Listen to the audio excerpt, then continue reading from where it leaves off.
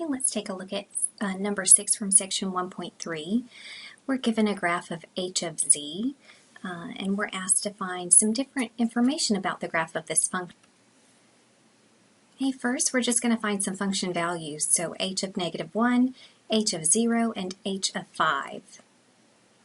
Okay, starting with h of -1, we find -1 on the z-axis. Look up or down until we locate a point on the graph, and whatever that y value is, or an h of z value, that's what we're going to write down. So h of -1 is equal to -4. To find h of 0, we locate 0 on the horizontal axis, and whatever the y value is, which is also 0, that's going to be the answer.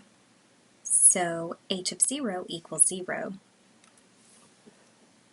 And also h of 5, okay, we're going to find 5 on the z-axis and find a point on the graph, and whatever that y value is the answer. So that is also 5. So h of 5 is equal to 5. In part B, we're asked to find the value or values of z for which h of z is equal to 1. In other words, you could think about that as y equals 1.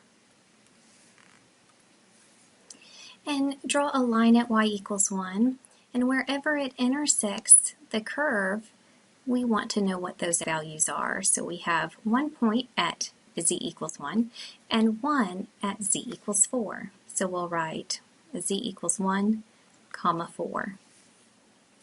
In part C, we're asked to find the x and y intercepts. We'll start with the x-intercepts, and there's 2 of them. One of them is at x equals 0, the other one is at x equals 3, or in this case, z equals 0 or z equals 3. And we're going to write them, typically we can write them as an ordered pair, so 0, 0, or 3, 0. But in this case, we're going to write them in function notation.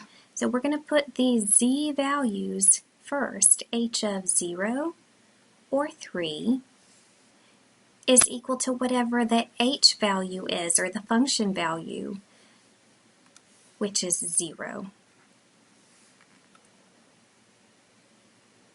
And the graph has a y-intercept.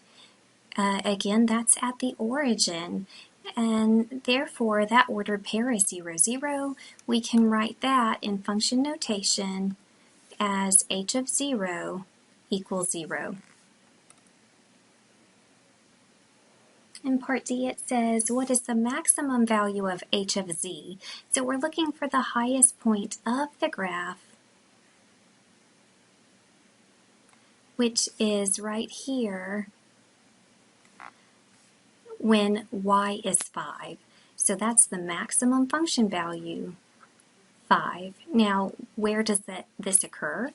Now we're going to look down toward the z-axis, and we see that that occurs when z is 5. And lastly, we're asked to find the intervals where the function is increasing or decreasing. So I've kind of split the graph into 3 sections, and I drew these vertical lines where a local max or min is located. And so this first region of the graph, I'll say region 1, the function values are increasing. Region 2, they're decreasing, and region 3, they're increasing again. So we just need to write where this happens based on the z values. Okay, so the first one, we start from -1 to +1, and the function is increasing from -1 to 1. But there's another set, so union, and then it starts again at 3 to 5. And in region 2, where the function is decreasing, that started at z equals 1 and stopped at z equals 3, so we're going to just write from 1 to 3.